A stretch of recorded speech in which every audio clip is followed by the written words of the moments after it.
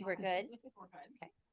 I'm Melinda Newhart. I am in the Selinsgrove office, and I've been in real estate just shy of 10 years. Sharon Reif Snyder. I'm out of the Carlisle office. I was first licensed in 2009. Hi, I'm Connie Fissel, Gettysburg office. New construction, many years, and total real estate, like 18 years. Hi, I'm Simon Overmiller. I'm with the York office. I've been licensed for, I think, 7 years. Hi, Jessica Kurith, Hanover office, and January will be 6 years licensed. Awesome. That's a great turnout from all the different offices. So awesome. All right. So here's the rules. This is what I'm going to do. I'm going to ask a question.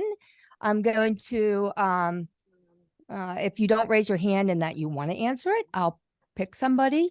And we're going to possibly ask two people. There are different versions. If you have something to add, you can. That is totally different. Trying not to repeat the same things. And then we can ask for audience or questions if somebody wants more specific details. So here we go.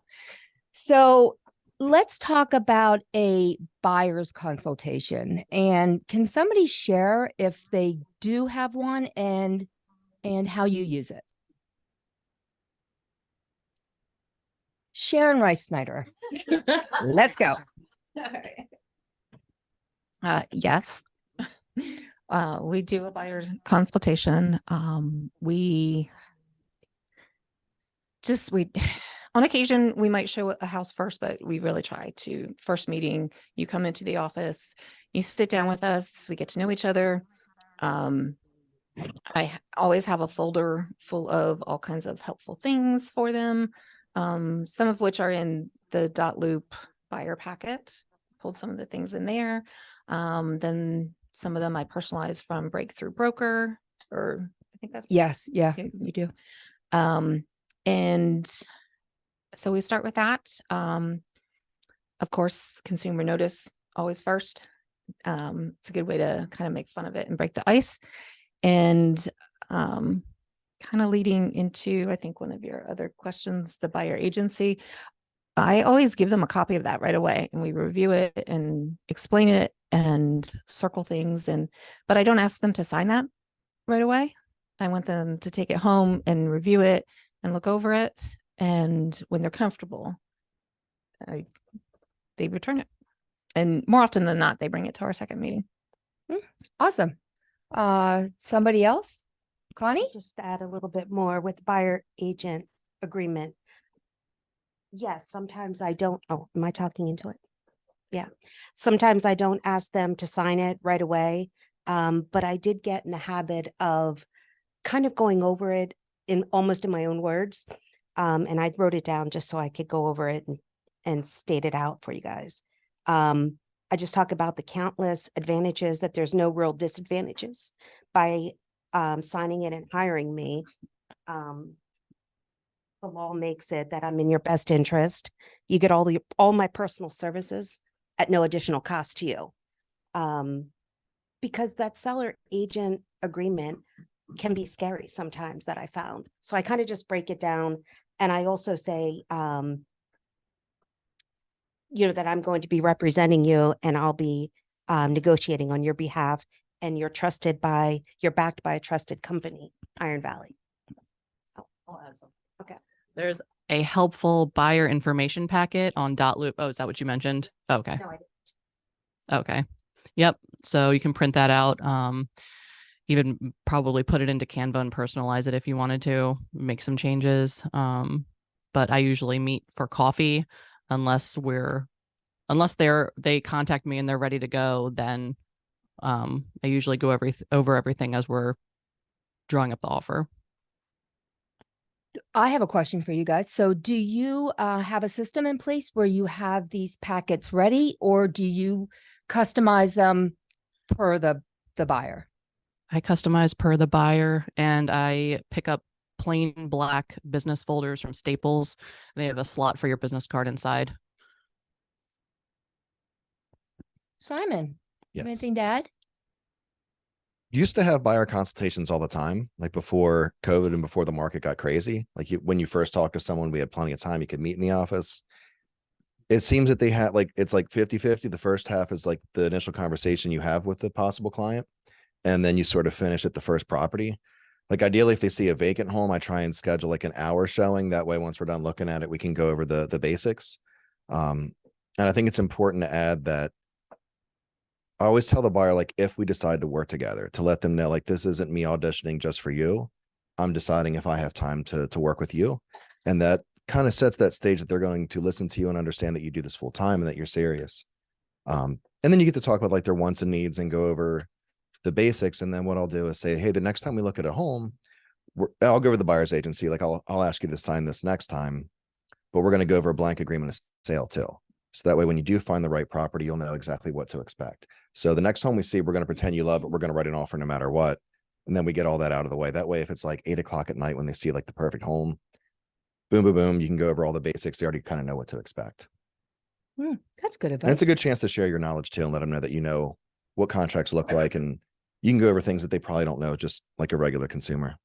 You can show them who's boss is what Very you're true. saying. Yeah. And I it get sets the stage for all the problems you might have with inspections and everything else along the way that they're going to listen to you. Good. Okay. So I'm going to ask the question that I think is everybody's wanting to know is how do you explain when you're doing a buyer's agency, the commission and how that is, how that's split out? Like just explain how you charge them. So, who wants to go? Simon, you've got the microphone. I just explained that this is how I get paid. This is how I negotiate on your behalf. My commission will typically be paid for by the seller, but nothing's guaranteed. It's ultimately your responsibility. I charge 3%. So if there's a home where that's what's offered, that's great. You just pay the broker fee. If there's a home where 2.5 or less, or whatever it might be is offered, you make up the difference. And that's that. Do you get pushback on that?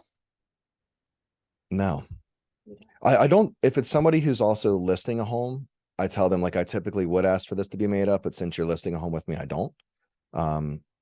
VA buyers, I don't bring it up. And I let them know, like, if you would switch to conventional, then I'm going to ask you to pay for it. But if you're using your VA benefit, then I can't. So you don't have to. Okay. But I don't really get pushback Have you ever had to depend on the buyer to pay the commission? all the time. No, I don't mean like a difference. I mean. Like the full all of it. commission. No, the most I've had is where it was a for sale by owner. The buyer paid 2% and the seller paid 1%.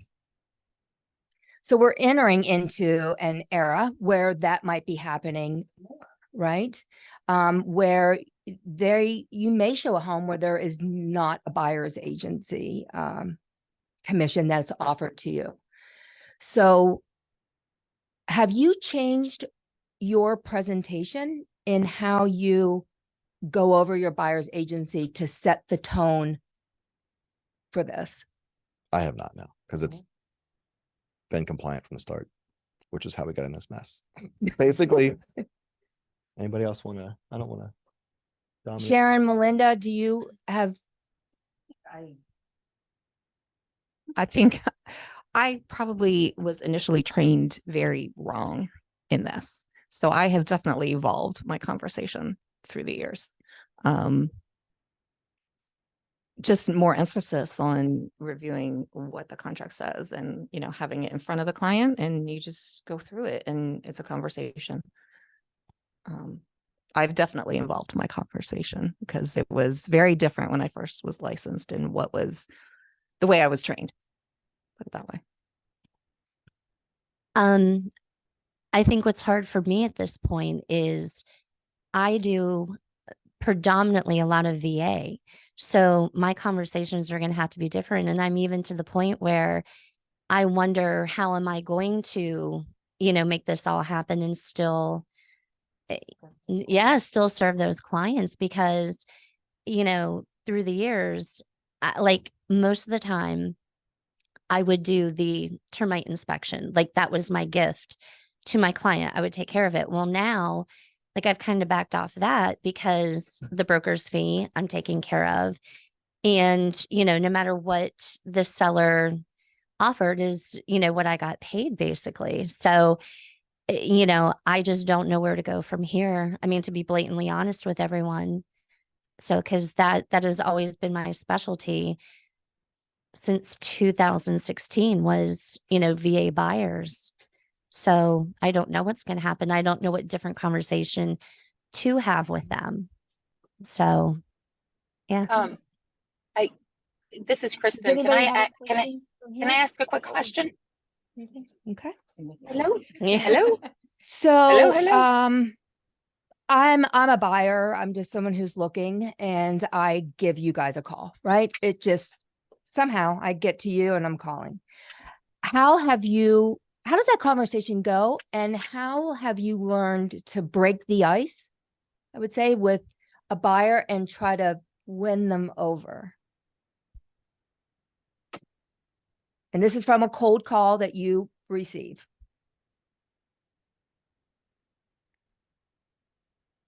For me, it's easier to break the ice because a lot of times my phone calls, I know that they're coming in, they're veteran. So my husband's retired Marine. So 16 and a half years, I was a military wife. So I know how to, you ask certain questions, you figure that way to connect with them. So, but I mean, if it's someone, otherwise, I just, where are you looking? And if they say a certain area, then you just come up with something from that area. Oh, this is here, that's there, and just try to connect that way. Anybody else have any secrets that they want to share on how they make sometimes that awkward connection over that first phone call to getting them to come in for that buyer's consultation or appointment? Well, if they want to see a house, then the first thing I do is I'll ask if they're pre-approved, check their information in the Forewarn app, and set up a showing. Usually I will show a house, even if they're not pre-approved that first time. That way I can meet them face to face and just let the conversation flow naturally and ask them, where they're living now, take them through the house and just find out a little bit more about them without asking anything too personal. Anybody else have anything to add to sort of breaking the ice with that first phone call? I think right now, especially with interest rates being so high, a lot of buyers are asking about the market. What's going on, where interest rates, where do we predict them? So that's a good opportunity to not so much talk about their criteria, but just talk about the market and get the lender involved. So that leads to another question. How do you feel about buyers that come to you that are not pre-approved? How do you deal with that?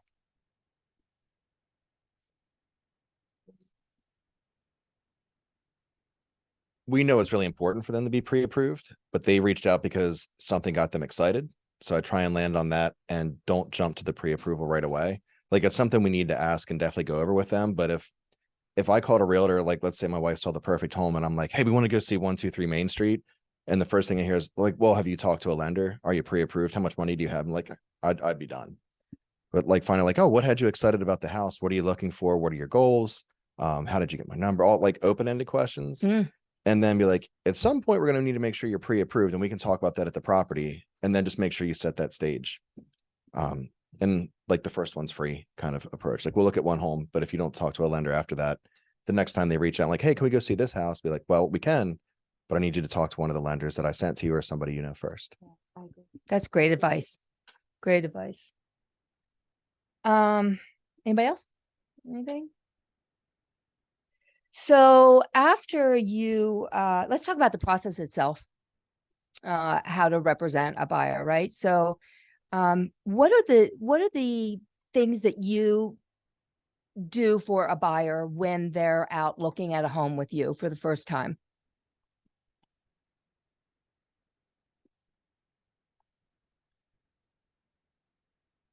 I think I'm probably a little different. I don't know.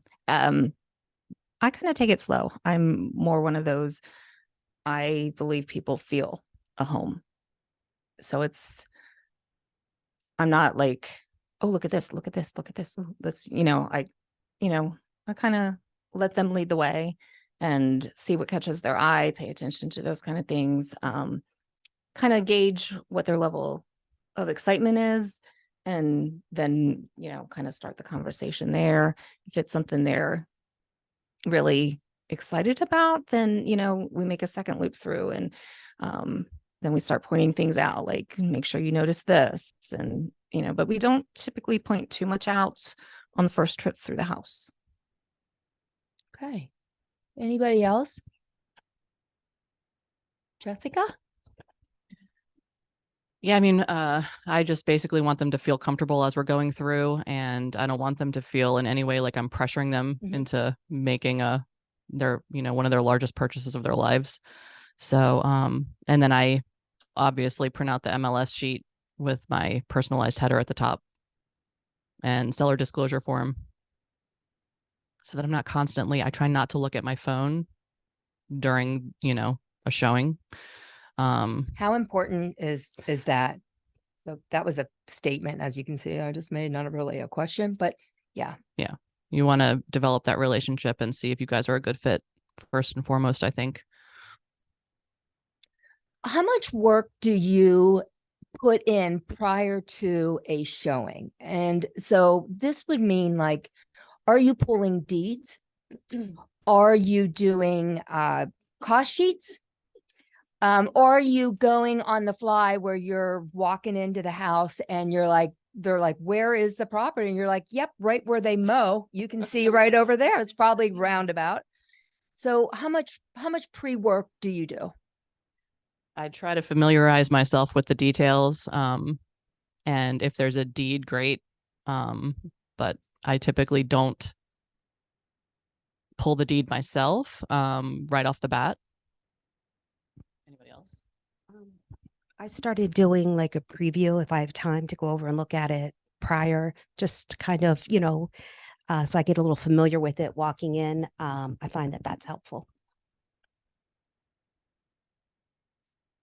What I do is I'll make a folder for all the properties, and the sheets in the buyer packet, I always, fill one out, however many properties we're going to. And I try to make sure that I have all the documents for them, like seller's disclosure, things like that.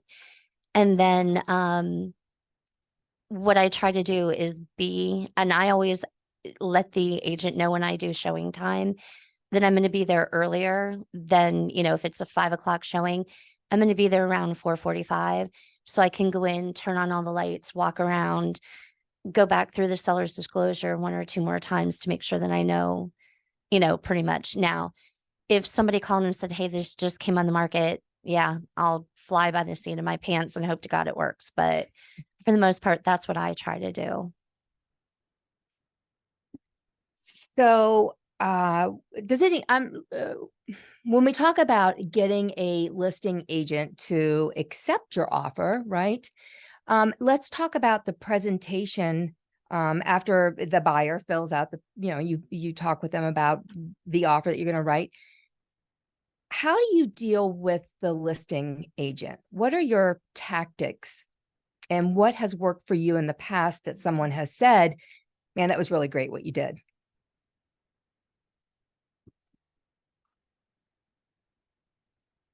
Actually picking up the phone and making a phone call after you submit the offer is pretty important, I'd say.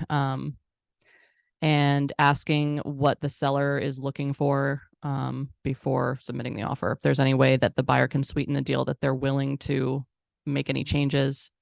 For instance, throwing in the whole 2% transfer tax for one. Sometimes people just don't think about that. Closing date, things like that.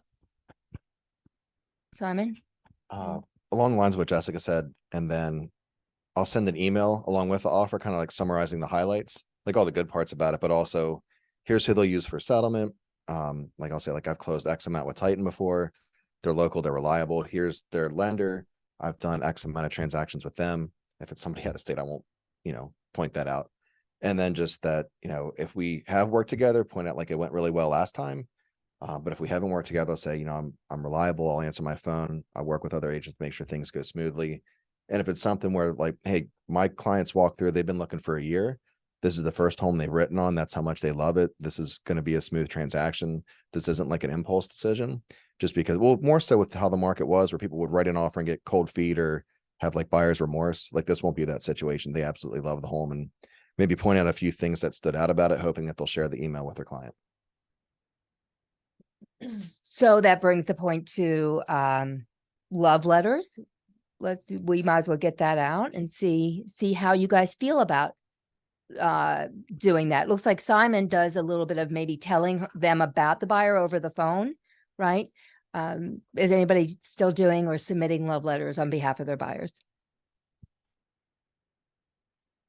I don't do it. What I try to do is, instead of doing a love letter, when I pull the offer together, and sometimes it doesn't always work out, but for the most part, I always try to make sure that I have everything that they're going to need to know. Who's going to be doing home inspection, who's going to be doing all these things, when they can be done.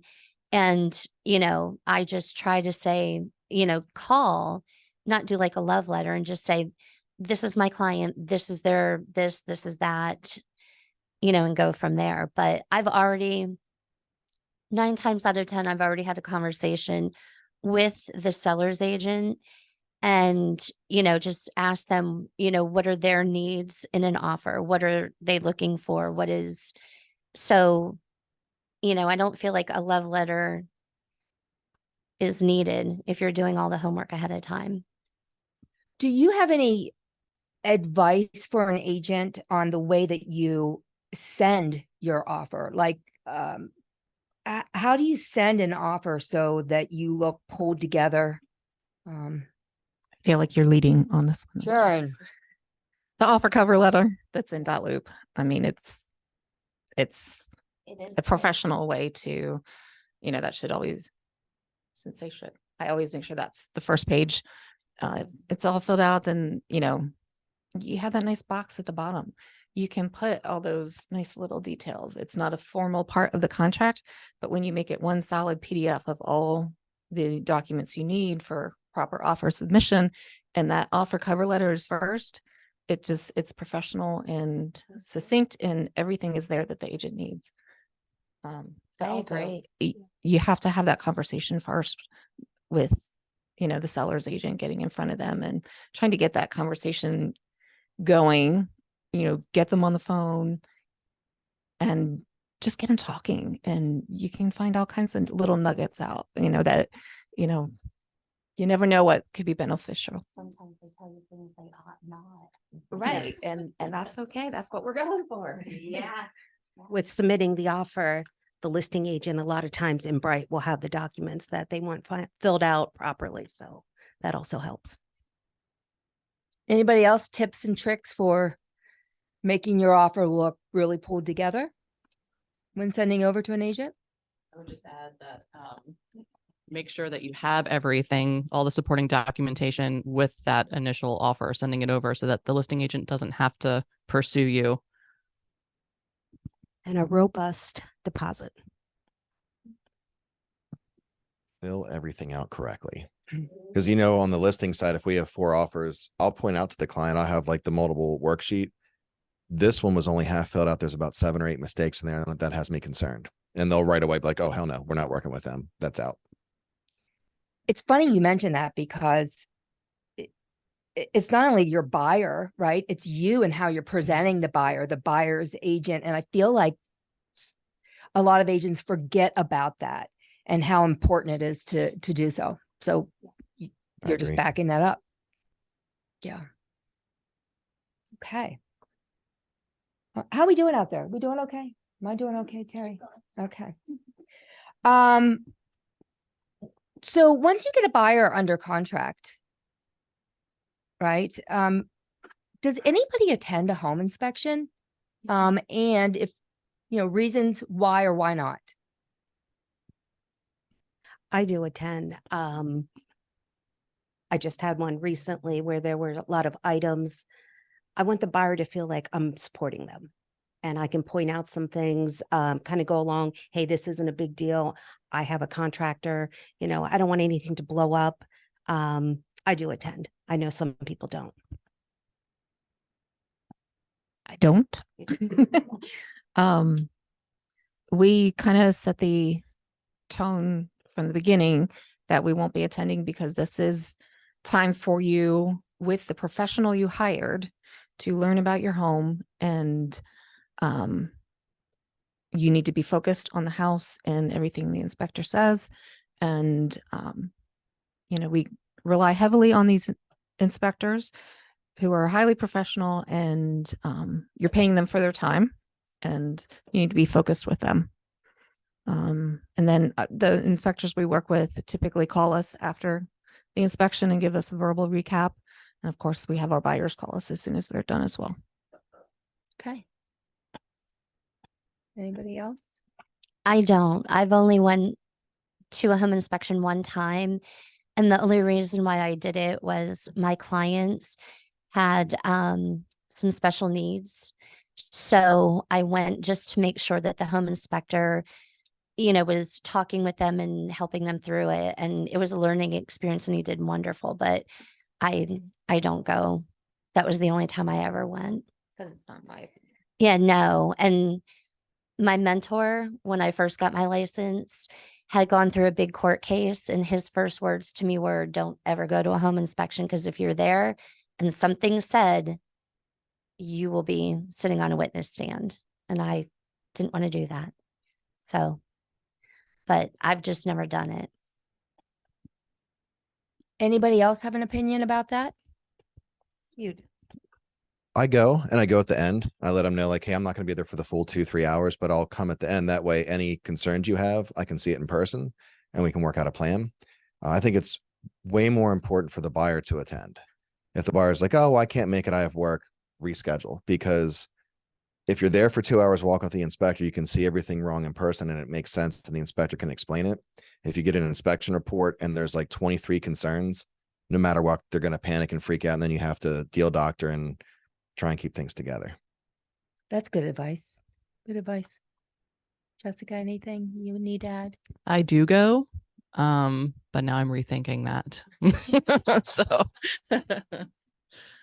I've always gone start to finish. I usually just sit back and work and let the inspector do their thing. And then same thing as I want the buyer to feel supported.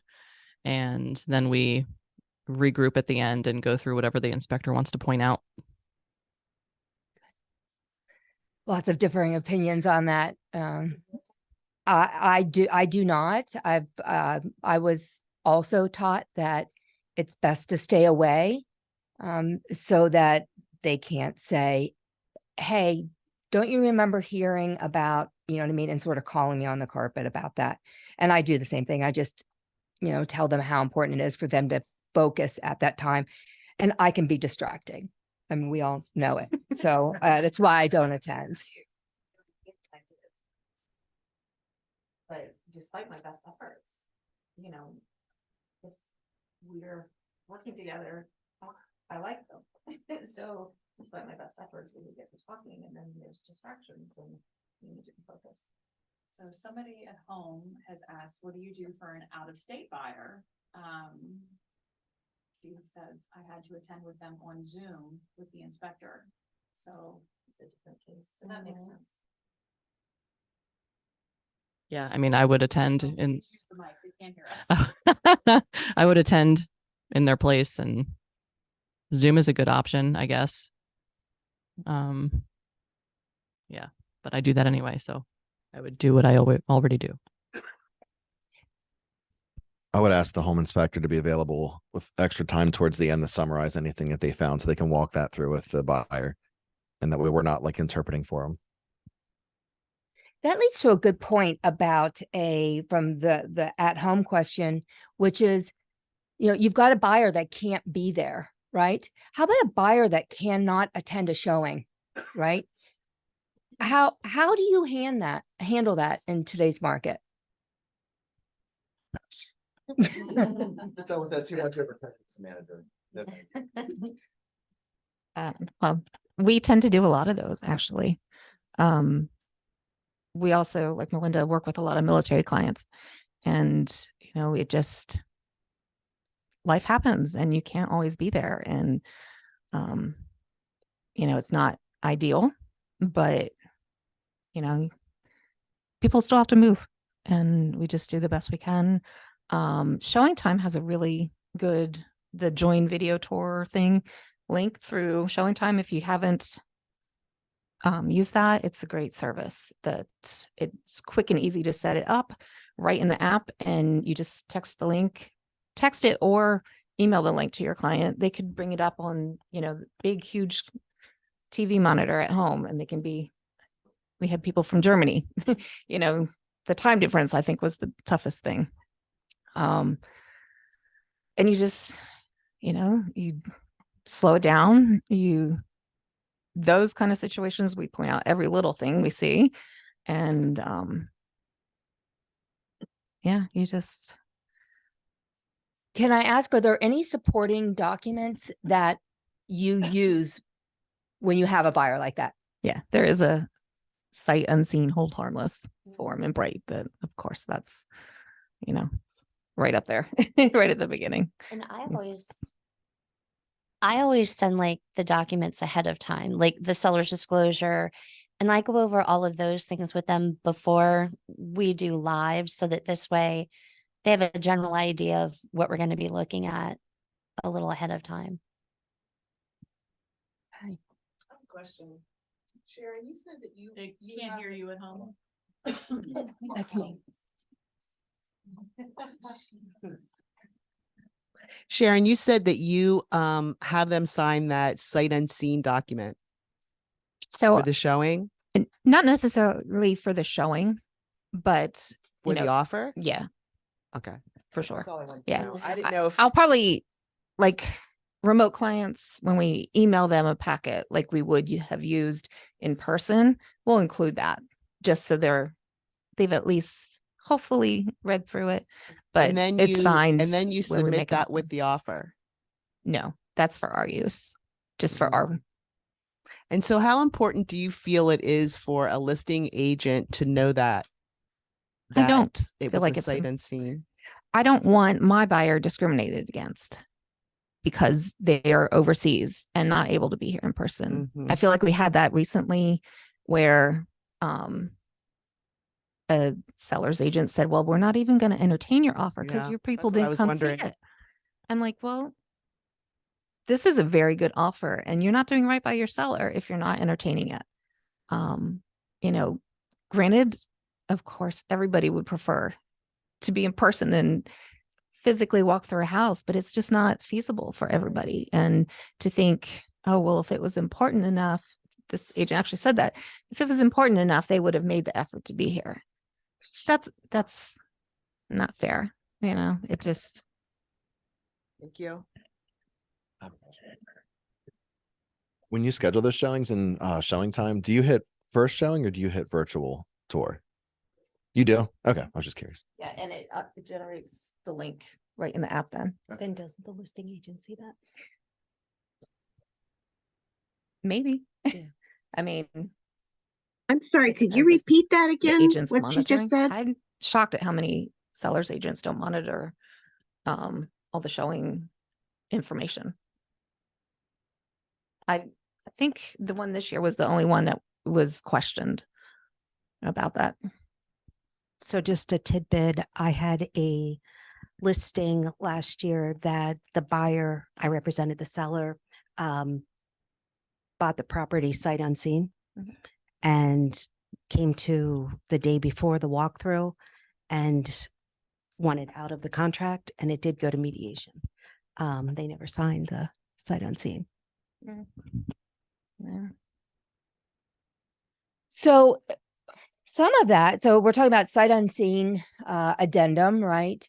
So when you represent a buyer, there's a lot of addendums that you could use, right? We can use escalation clauses, we can use appraisal contingencies, we can still use appraisal gap waivers. I get that it's very confusing sometimes, right? Can you guys enlighten us on the best way that you've found to use all of those in conjunction together to have your offer make the most sense and win to the listing agent and the seller. It just makes me think, kind of backtracking a little bit, just the initial conversation with the seller's agent of what's most important to your seller.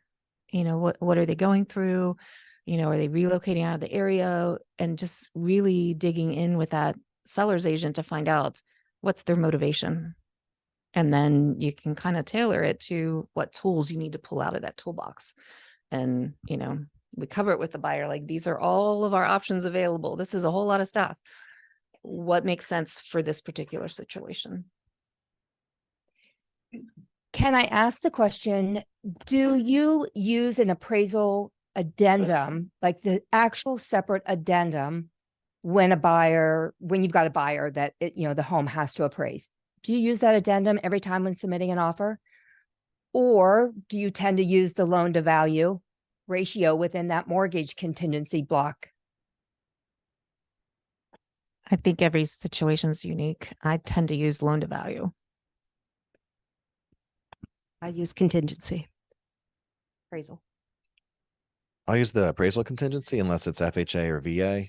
And then if there's anything special, like if we're checking the bottom where we're saying like we will negotiate if there's an appraisal cut, I don't add anything to the addendum, but in the extra terms on the agreement of sale, in the last page, I'll put regarding addendum or regarding the appraisal addendum, paragraph B, buyer willing to bring $10,000 in cash, if like very plain, straightforward. So it's as less confusing as possible. And if it's a realtor I haven't worked with before, that's when you have that phone call like, hey, I added X, Y, and Z just to make sure that made sense and you understand what we're offering. So that's funny. Like the appraisal contingency has option 1 and option 2. I should have maybe brought one over. How do you explain that to a new agent? Those options and how you use them and in what scenarios? I would explain that it was rushed and put together when COVID happened and it wasn't thought through thoroughly. So we have two options that are kind of black and white, which is the truth. Option 1 is it has to appraise. If it doesn't, we can terminate or negotiate. Option 2 is we're willing to wiggle, but we're not really declaring how much. And then like your initial question, once you throw the escalation clause in there, it gets way more convoluted. So we're just going to spell everything out very clearly so that everybody involved wouldn't have any questions on what's going to happen in different scenarios. So have you found that you have to use more than the addendums to explain your offer to the listing agent? Yes. If it's somebody who's newer or I haven't worked with them before, you want to make sure they understand your offer. So like in the email, like, hey, just to spell out to make sure everything was clear.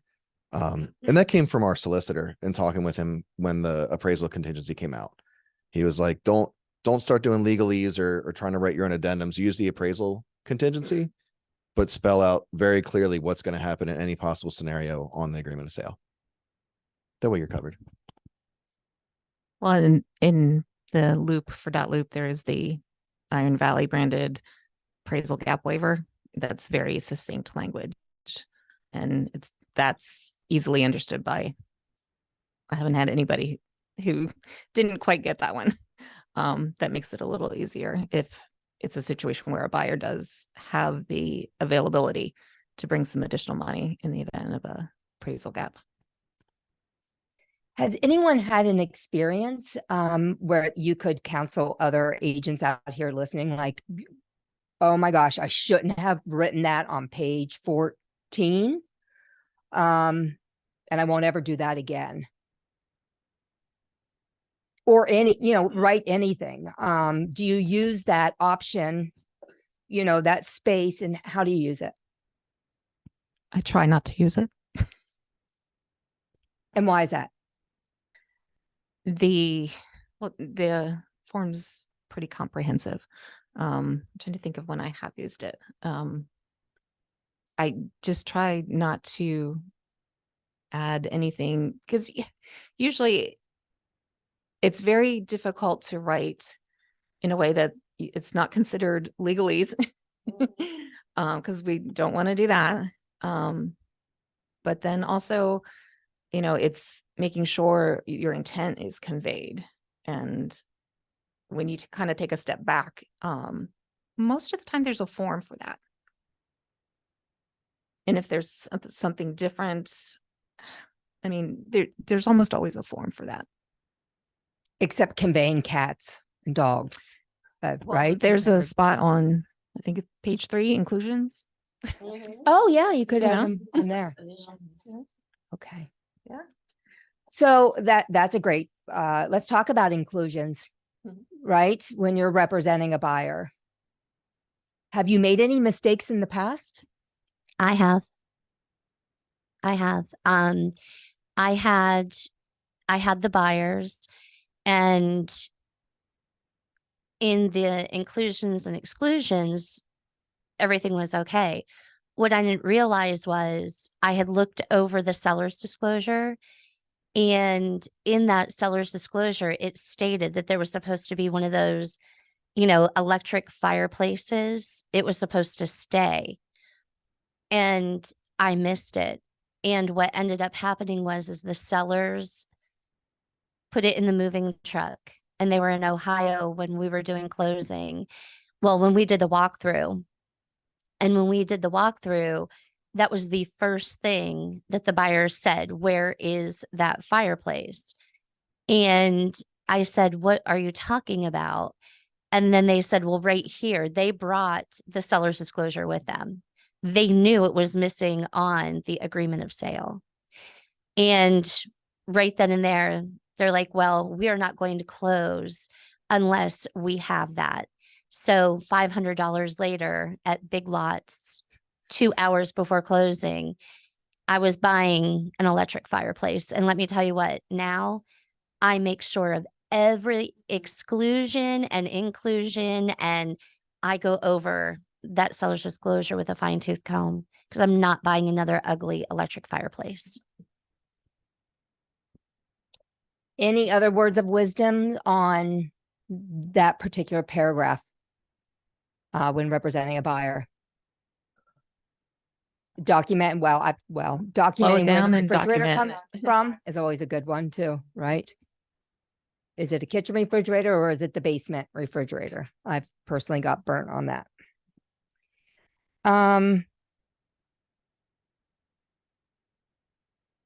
Let's talk about cutting commission, right? You get into a scenario. Let's start from the very beginning, and they talk to you and, about cutting your commission, not paying you the 3%. How do you handle that? That would be your buyer. How do you handle when you're asked about your commission, right? You're talking from the beginning conversation? Yes, because, yes. Because I feel like more. Haven't had that yet? I can do it. I'll do that one. I've just recently, and I had a discussion with Justin about it.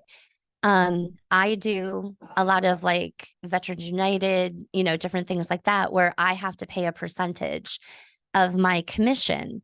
So when I'm sitting down and I'm having the discussion, whether with seller or buyer, I'm now letting them know, it says 3%, but if you want to do the numbers right off the top, I have to pay 35% to your lender just to work with you.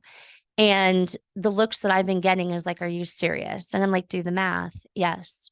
And then if it's my VA buyers, I'm also telling them there's the $295, I'm paying that. So I'm very transparent about that now. I don't have a problem with letting them know, here's all of my cost in doing business. And this is why we get paid what we get paid. Awesome. So let's talk about negotiating, right? Let's talk about some negotiating tactics that you tend to use when you're working with the listing agent and on behalf of your buyer. What successes can you explain or tell about and would give advice on how to negotiate with the listing agent? Just to try to keep your emotions out of it and focus, you know, as much as you can. I mean, sometimes I get very attached to our folks and, you know, you want to fight so hard for them and get them, you know, everything they want or need. But you have to try to keep it just even keel, try and keep the emotion out of it while still advocating for what your folks need. Sometimes don't respond right away. If you are in the position to where you can kind of let them sweat a little bit.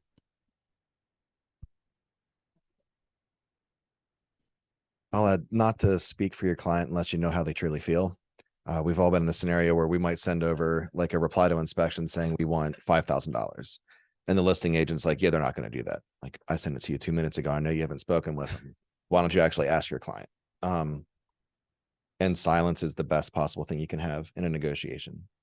Just let the other agent sweat it out, like Jessica said, and let them share more information. The more silence you leave, the more nervous they get, the more they'll talk, and the more information you would have if the negotiations would heat up a little bit. Even from that initial conversation, whatever they share with you, take notes. Like, oh, well, they've moved away already. Okay, so they've already packed, gone to another state. They have to sell this. Or this is an estate sale. So that means that they might want to close this so that way the family can access any other monies that might be tied up. So whatever information you have to put your client in the better position to negotiate. As long as you don't have 50 backup offers that are all above asking price. Yeah. Yeah. And I should add, in this market that we've moved into. So going back to more of like the buyer presentation, does anybody have any custom documents? Have they found like a system that they use instead of just using the documents that we have available? Has anyone used anything custom to come out? Just sort of, you know, I don't know, separate yourselves. We do. We have like a seller pamphlet, like a folder that opens up, and a buyer guide as well. That's like kind of like just a token you give like once you're done. Like you go over all the important stuff and say, this is for you to take home so you can take notes as we go through homes, and like a checklist of like what you want versus what you need and that sort of thing. And it looks fancy. That way, in case like they are interviewing other realtors, they have that to kind of stay at the top of their mind. Is she talking listing or buying?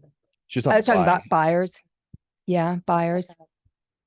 I have like a chronological roadmap, if you would, kind of like what happens throughout the process. It's not fancy, but it really just gives you a roadmap of what's coming next. I can't remember. Sorry. Thanks. I can't remember if it's Breakthrough Broker, but they have a pretty cool timeline, or it might be actually a seller timeline. They probably have both, but it's pretty colorful and neat to look at. Cool graphic that you can personalize. So a new question. So you're showing a buyer a home, and when you're in the home, they ask you, hey, what do you think of the prices of this home? Right? How do you deal with that question? Before we even walk in the door, I just assume that we're being recorded. So I have those conversations, you know, prior with my buyer, anything confidential, anything pricing, let's hold those conversations till we're outside in private. I just assume we're always being recorded. Does anybody give, do you give answers right then and there about what you think the value of the home is, or what is your tactic? I don't. I think I keep it pretty quiet until we're going to have our private conversation. Sorry. You can always say that you want to make sure that you're going off of the most recent comps, since the market's changing constantly. So that's a good way to kind of delay it as well. Okay. Does anybody have any questions? How am I doing on time? Okay, so let's open it up for some more questions to try to pull some information out of these expert buyer representatives. And we have Mike Gross. I got a question for you guys. So in the last year or two, I've noticed I get a lot of buyers that come to me, they want to buy a house. we sit down for that initial meeting. Maybe we see a few homes and then they disappear on me. I don't know if I'm scaring them off. This is a great possibility. Or how you keep a hold of these people that have homes that are very hard to find out there. Honestly, recently I posted in a neighborhood group that I had a buyer pre-approved, ready to go, super fast closing. Is there anybody that's out there looking to sell? That's not quite, the house isn't quite market ready. Then it ended up just working out for both parties. Someone responded and it was like a settlement in 3 weeks. So it ended up working out like that. Sometimes it's just you're weeding out the serious from the non-serious buyers that are going to ghost whoever anyway. I set up hot sheets in Bright. That way I look every day to see if something might match. And instead of just like an auto search. So if I send them properties, it gives me a reason to text them, be like, hey, check out the really cool rancher I just sent you. It might check what you're looking for. And I forget about clients just as much as they forget about us. So I have to use KV Core to remember when am I going to follow up with them next. So I'll send that text. A minute later, I completely forget about them. So I'll put a reminder in like maybe 3 or 4 days later, do something else to stay in front.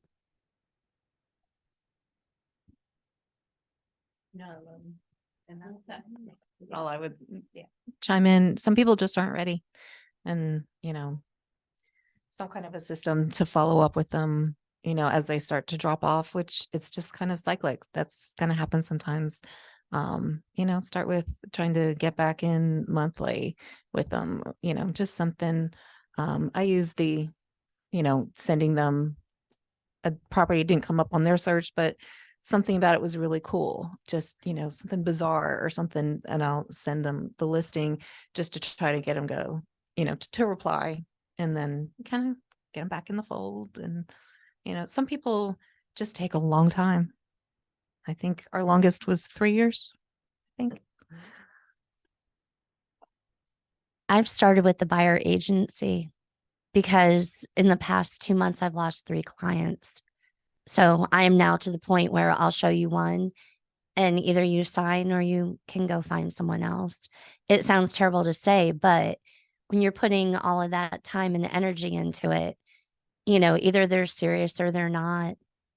So the one I lost, I was too aggressive, which is hysterical for me. It's just like, yeah, okay, me aggressive.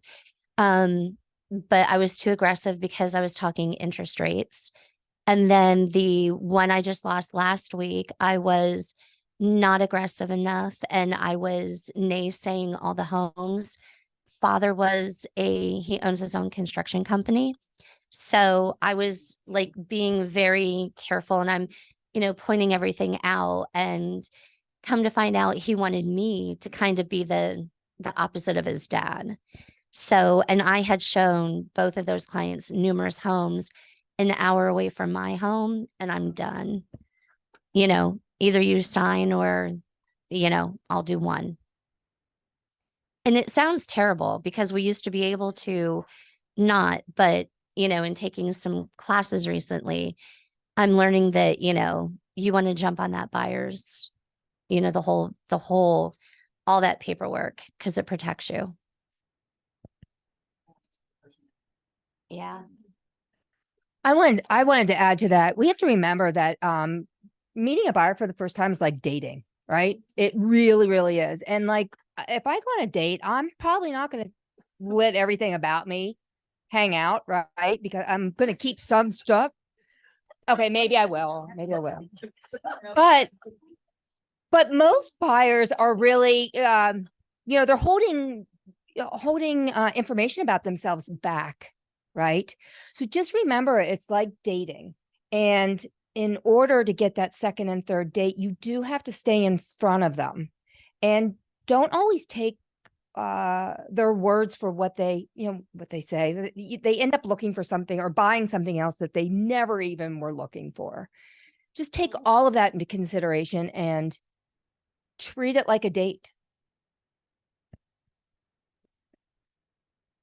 Have you ever had somebody who was in buyer's agency contract go and go under contract with another realtor? And if so, how did you handle that?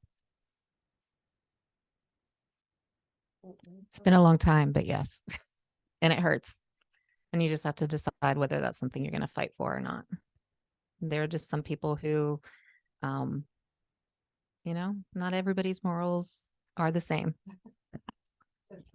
It's been a very long time since it happened, but Have you had that, Nancy?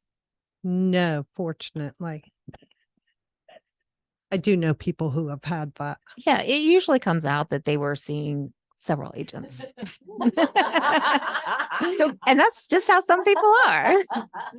So, leading off of that, how do you handle when someone says, yes, I'm using a buyer, but like, I'm really not crazy about them, but I did sign a buyer's agency with them, because you will get that from time to time. How do you handle that with the listing agent or with that buyer? How do you explain the process and what they should do? I've had it happen before where I really liked the agent on the other side. So I asked them to allow me to reach out to that agent and ask if he would release them for a referral that I could pay. And that went fine.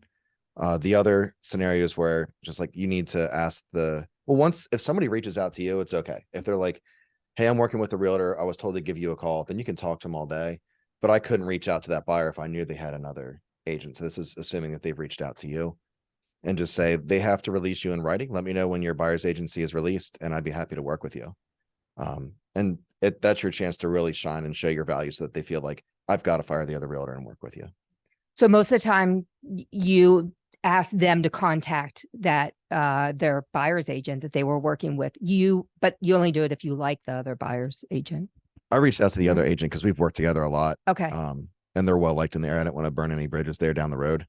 And I was like, why don't we see if I can just give him a referral and then we'll go look at houses, and it worked out well.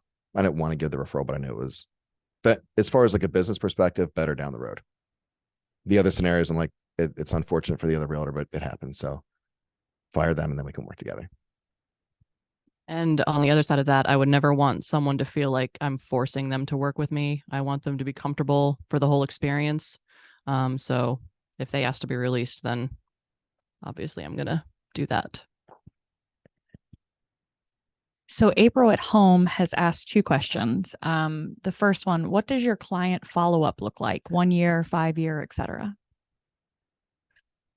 After settlement, Mhm. I have a checklist that I keep laminated, because that way once settlement's done, all the things I'd want to do, like add to your past client, add to X, Y, and Z. And I put, when am I going to follow up next? And I think about something they shared along the way. And just find that as an excuse to reach out, like, hey, hope everything's great. I don't ask for reviews or ask for business. And I used to, but I shifted where that felt too sales pitchy, or like we get compared to used car salesmen all the time. And I feel that's part of it. I don't think there's anything wrong if that's what you do, but more of a, hey, you bought your home last year, you've gained 20,000 in equity, or did you see another home in your neighborhood went up? Hope everything's going well with your grandma that you talked about, like organic, like true follow-up. And just each client's different. So when I add it to KV Core, it might be next year I'm going to text them on their purchase anniversary, or it might be a month from now I want to see how their kid's graduation went, something like that. KV Core sends out automatic emails for the house purchase anniversary, and Facebook just makes it super easy to stay in touch with people, social media in general. And I send out calendars every year that people seem to look forward to. I do all that, but I guess I'm old fashioned. I still send out a card, like happy 1 year anniversary. Yeah. I was just going to say, I think the most important lesson I learned on that was a focus on the clients I enjoyed working with. It used to be preached that you have to follow up with every single person and, do this.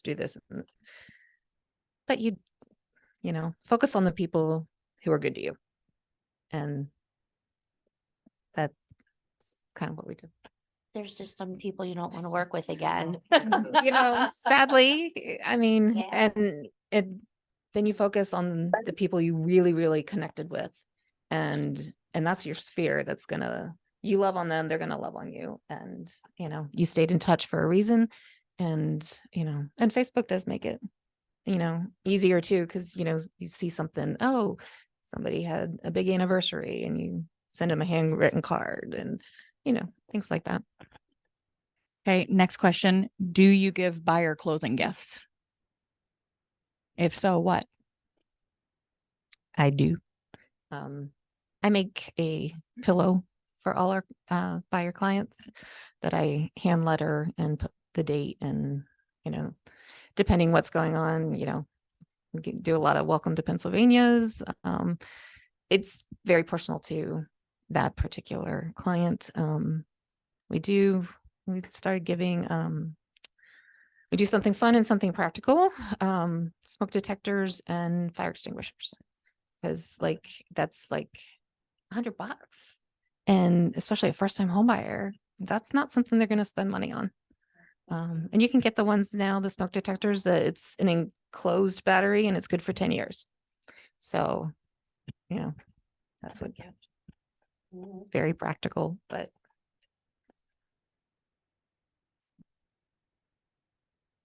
Mine's personalized for every buyer, and this more recent transaction, the house that they purchased was a disaster. So I paid for professional cleaning. Classy. Okay. And then Sue would like to know, do you friend your prospective buyers on your Facebook page? Always. I always do. Honestly, that's how I try and reach new clients too. I just friend request everybody. I don't even care. Because you never know who they know, and you pop up as a mutual friend, and then they're like, oh, click curiosity. You're a real estate agent?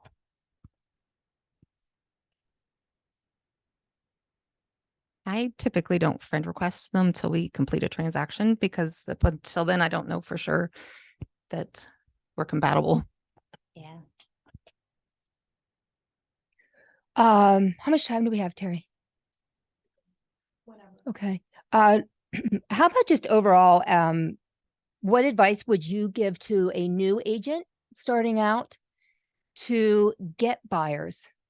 It's like you're fresh off the market, you just got into the business, or maybe you're just, you know, having a slow time. What are your tactics for, you know, getting new buyers? I know some agents are going to disagree with this, but I believe in open houses. I do. Maybe it's from new construction. I look at it as a great opportunity to host a party. And I've always gotten buyers from open houses. I like doing them. They work. I usually like to do it the first weekend it hits the market and advertise it and go around the neighborhood. Oh, you're fine. I completely agree. Open houses is what I did when I was first licensed, and talk to every single person you know. Kids, no time. If I had time, I would totally do them. 2 hours. Not on a weekend. But you're right. Okay. They just, for me, it works. But I'm not as busy. Gotcha. Okay. Talk to everybody you know. Make sure they know you're a realtor. But once you have a client, you hope to be a realtor like 4 or 5 years from now. So treat them as if it was you. How would you want to be treated when you were buying a home? And keep everything client and customer focused. And pretend like you're competing with 4 or 5 other agents always when you first talk with somebody, and do whatever you can to stand out and make them feel like they have to tell everybody how great it was. And that's how you'll grow exponentially over a couple of years. And that's how the agents that last, that's what they do.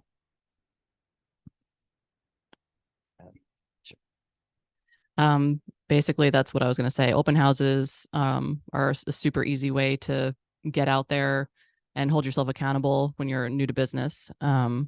I think one of the biggest things I've learned in the last 6 years is just to get out there in your community and talk to people. I've found clients standing outside my kid's school, and join a board or a panel or something with your community, volunteer, always wear your branded apparel.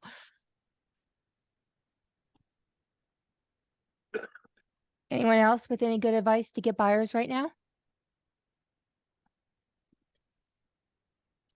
give a huge second to the community involvement.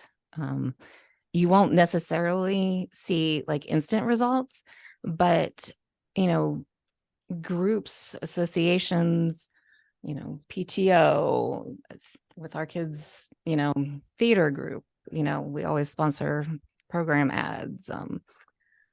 I've reached out to past clients that I know have kids in activities and just let them know, hey, if you have sponsorships you need, or, you guys have a program coming out, I'm happy to advertise in that. Then you're connecting with your client, your past client. But I mean, our daughters have recently been joking that they are due some referral fees from all of the business we've gotten, off their friends from when they were growing up and different activities and things like that.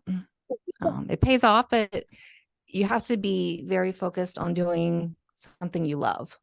You can't be in it for, looking for the referrals. Obviously wear your swag. But find something you love and dig in, and the rewards will be there. I've had my banner hanging in Lewistown for years at least. My husband and I are very big into motorcycles, and we do a lot of riding. We do a lot of charity runs. And through the years, just making those connections, at times if I don't show up with him on the bike, where's your wife? Oh, well, she had to work. Oh, well, what does she do? She's a real estate agent. So that has really helped me. A matter of fact, this year, the past 2 years, that's where a lot of my referrals have come from. And we love doing it. So to me, when I talk about it, it's, it doesn't seem forced. It's just, yeah, I missed last weekend, was showing a house here or there. And then you get those conversations going.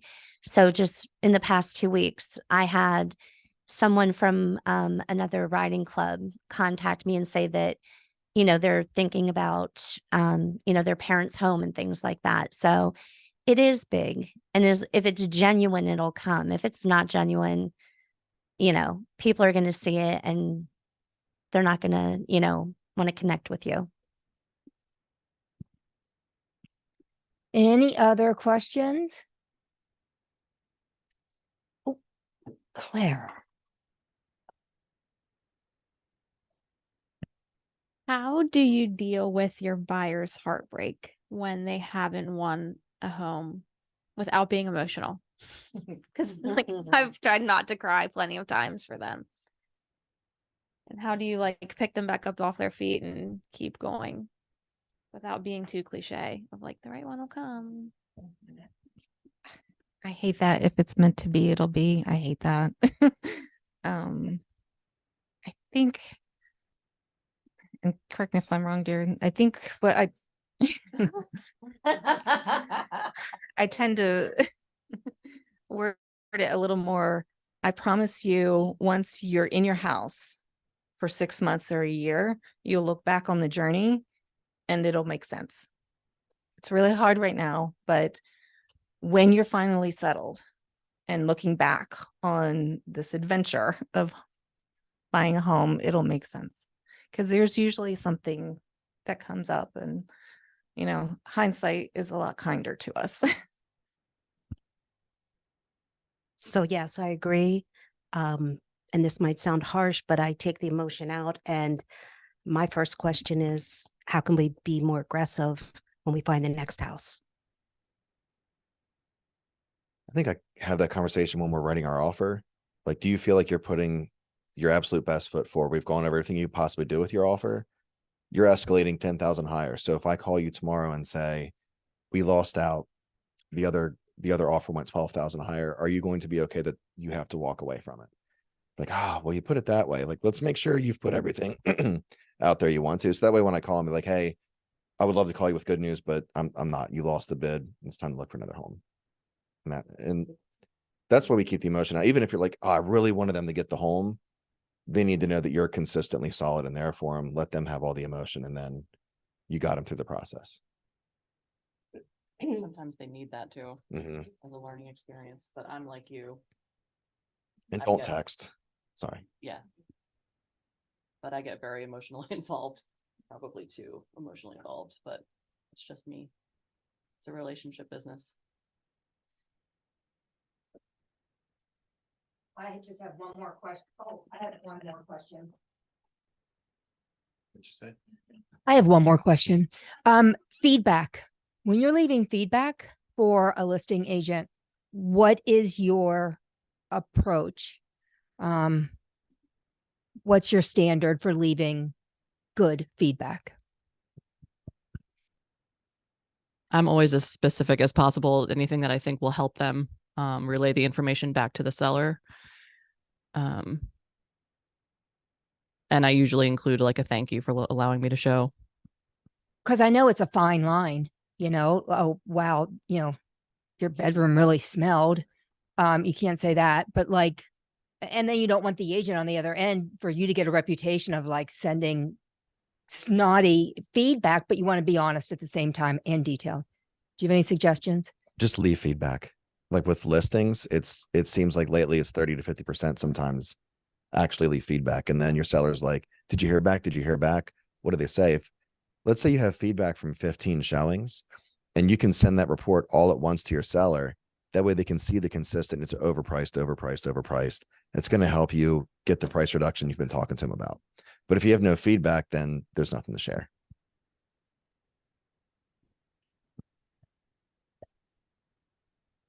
I always, if I have somebody, if I show a house and there's something super negative about it, like the condition or whatever, I will always call the agent first and kind of talk it over with them before I submit feedback. Sometimes they're like, please write that in there for me. Yes. Yeah. Yeah, that's some good advice. All right. Anything else before we wrap up this panel? Anyone? Well, I want to give a huge thank you to you guys up there for answering the questions. It was really helpful, and keep on being great buyers agents. So thank you. Thank you all.